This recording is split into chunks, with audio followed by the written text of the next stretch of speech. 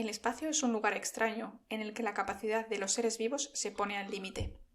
Y donde solo algunos han podido sobrevivir, como nuestros queridos tardígrados. Pero ¿nunca os habréis preguntado qué pasaría si una persona cae en el espacio? ¿Qué pasaría con su cuerpo, con su cadáver? Bueno, pues antes de que Elon Musk le dé por buscar cadáveres para meterlos en un cohete, nosotros os lo vamos a contestar.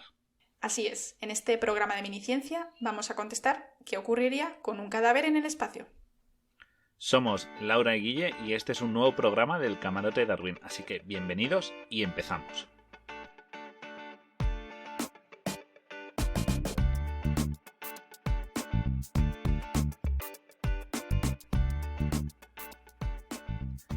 Bueno, pues vamos a empezar a orientar nuestras ideas hacia las tres posibles situaciones que os vamos a presentar, ¿de acuerdo?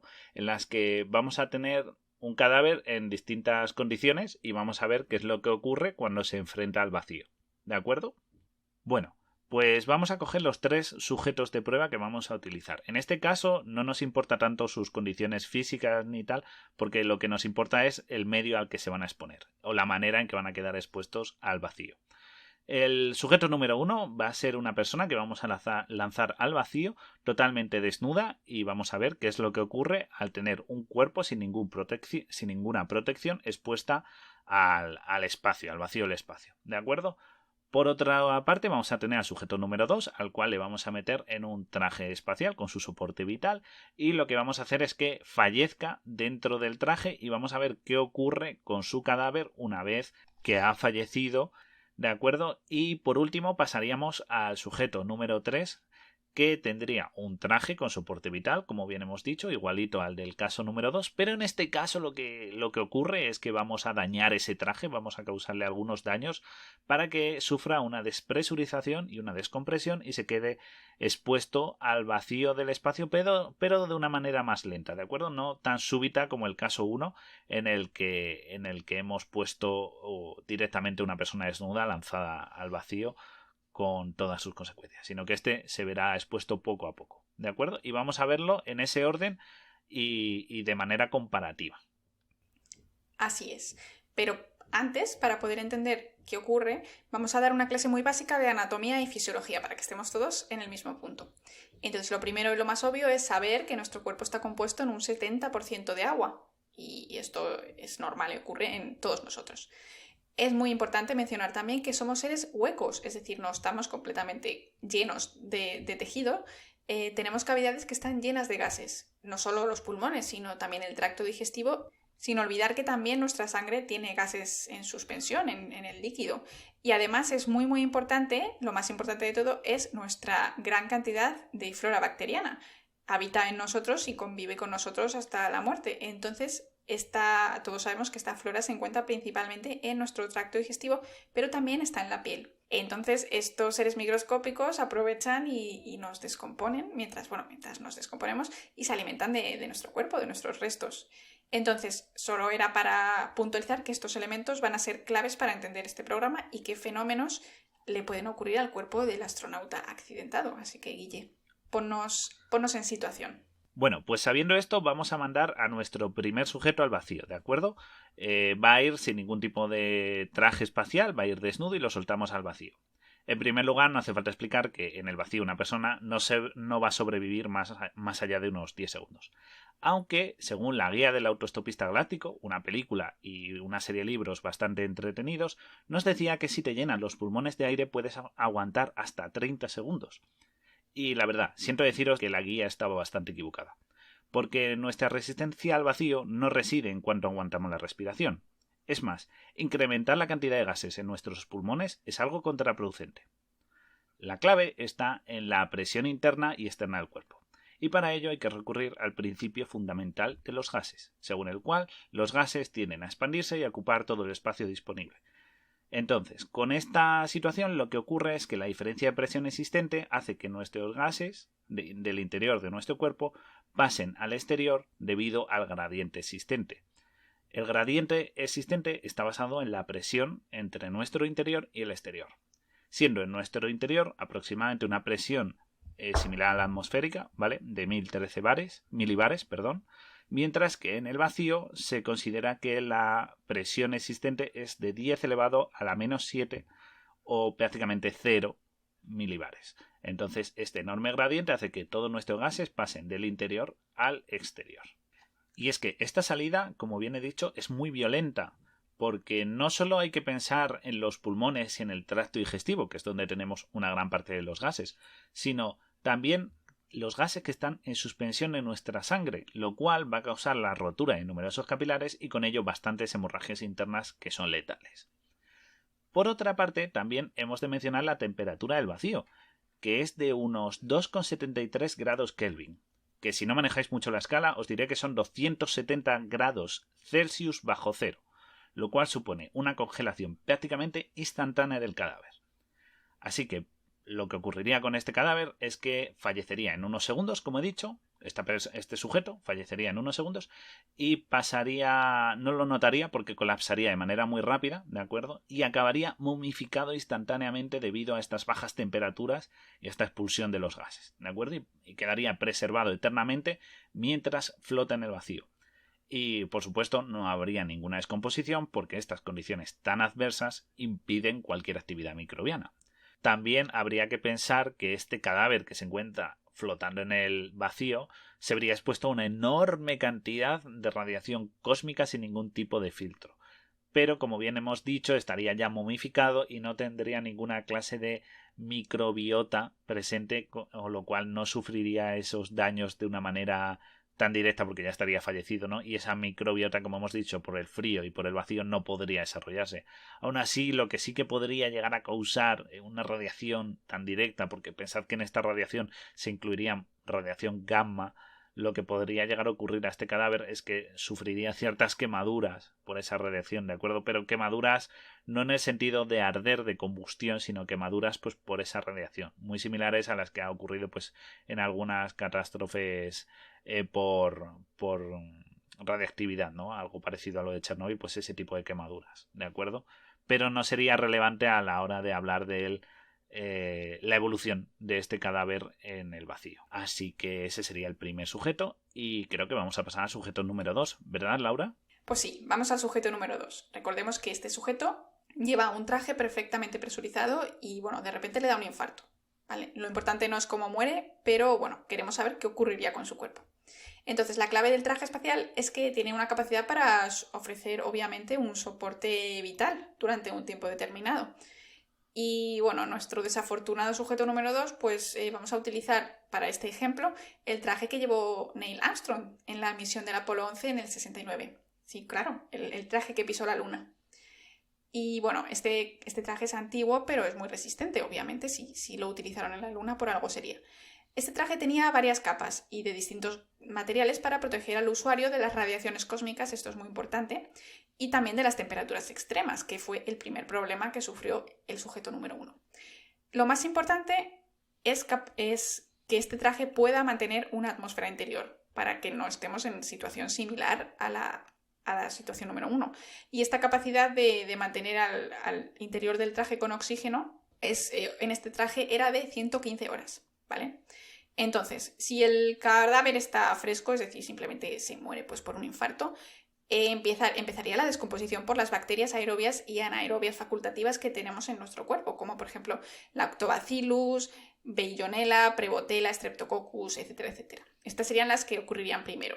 Y entonces el soporte vital se agotaría y empezaría a haber una atmósfera anaerobia. Esta sería la segunda fase, que esta fase se llama fase de hinchado. Todos sabemos que los cadáveres empiezan a hincharse cuando pasa un tiempo, lo hemos visto en muchas películas. ¿Y qué ocurre? Empieza la actividad metabólica anaerobia.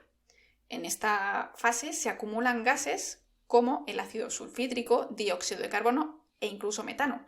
Entonces, bueno, la peste sería terrible porque además de estos gases también se genera cadaverina. Y tenemos que añadir que también hay procesos de fermentación que ocurre por otros microorganismos como las especies del género Clostridium. Bueno, entonces hemos dicho que hay una evolución de la microbiota, primero la aerobia y luego la anaerobia. Y esta evolución es conocida como tanatomicrobioma, es decir, hay un cambio en el tiempo. Y esto hace que cada cadáver llegue a un estado de putrefacción determinado. pero en el espacio no se puede descomponer en su totalidad porque no hay una actividad vegetal alrededor, es decir, es un cuerpo en el espacio, ni hay animales que estén encargados de eliminar pues, los restos que queden. Entonces, el cadáver permanecería en un estado de descomposición incompleta dentro del traje. Pues sí, correcto.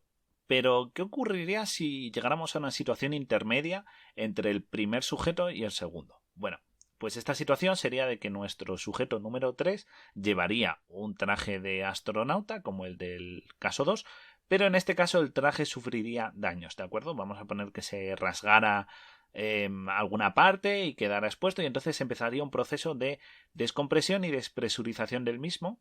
Y tarde o temprano nuestro astronauta número 3 quedaría expuesto pues a las inclemencias del vacío del espacio. Esto es algo que ya sucedió porque en 1971 sucedió la desgracia del Soyuz 11. ¿De acuerdo? Que estaba siendo llevado a cabo esta misión espacial por parte de los soviéticos y tenía 3 cosmonautas que sufrieron los daños y obviamente fallecieron debido a la despresurización de la cabina en la que se encontraban, y a efectos prácticos pues va a ser una situación muy similar a la que vamos a exponer a nuestro sujeto de prueba. ¿De acuerdo? ¿Qué es lo que ocurrió y qué es lo que le sucedería a este sujeto? Bueno, pues a pesar del sistema de soporte vital que tendría el traje, el efecto del vacío acabaría afectando al interior, ¿de acuerdo? Y volvería a sufrir los síntomas del vacío, ¿de acuerdo? Como en el caso 1. Pero en este caso, como no sería de manera súbita, sería más paulatina, lo que ocurriría es que los síntomas los iría sufriendo de manera más lenta. Entonces fallecería en más tiempo porque, por ejemplo, debido al alto contenido de nitrógeno en la sangre, pues esos capilares que hemos mencionado al principio se acabarían rompiendo y causaría hemorragias cerebrales y aparecería sangre en los pulmones, ¿de acuerdo? Entonces esto no sucedería súbitamente, sería poco a poco, y eso sería muy negativo y lo empezaría a notar y sufriría bastante. Por otra parte, al quedar expuesto al vacío, pues de nuevo esa temperatura empezaría a bajar y empezaría a sufrir una congelación de la parte en la que estuviera dañada el traje. No sería en su totalidad el cuerpo, sino sería paulatina también. Entonces tendría ese sufrimiento de que no sería todo en un momento, sino que pasaría bastante tiempo. ¿De acuerdo? Todo ello habría que decir que afectaría también a cómo se descompone su cuerpo. ¿De acuerdo? Porque en este caso, aunque estuviera dentro del traje, como tarde o temprano la atmósfera del vacío entraría al traje, ¿no? Acabaría con ese espacio interior, pues no habría actividad microbiana y ocurriría algo así como en el caso 1, que quedaría momificado, aunque más lentamente porque el soporte vital haría de tampón frente a esa situación.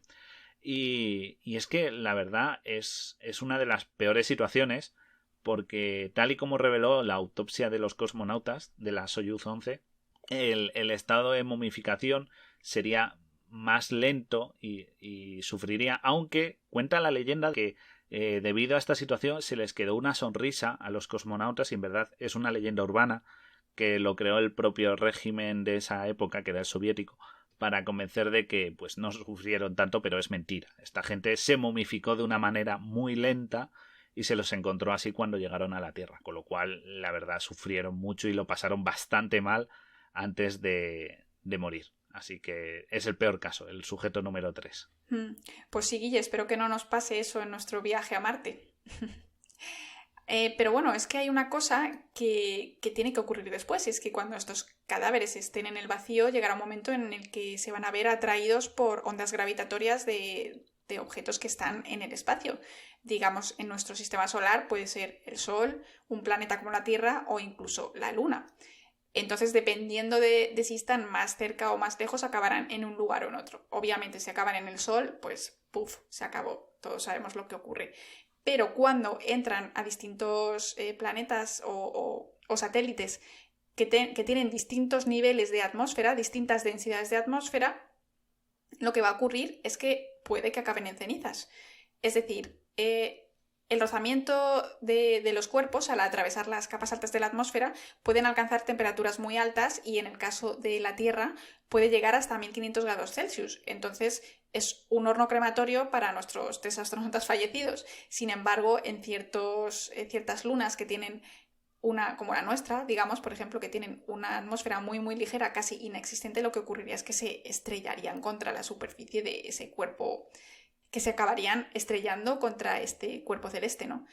Pero hay un dato muy curioso, es que se cree que, por ejemplo, en Júpiter, si ocurriera esto, la atmósfera es tan densa y la gravedad con la que te atrae es tan fuerte que podrías llegar hasta 15.000 grados Celsius. O sea, increíble. Y luego, una curiosidad es contar cómo hacen los cohetes para regresar, los cohetes y distintas misiones que se envían al espacio para regresar a la Tierra.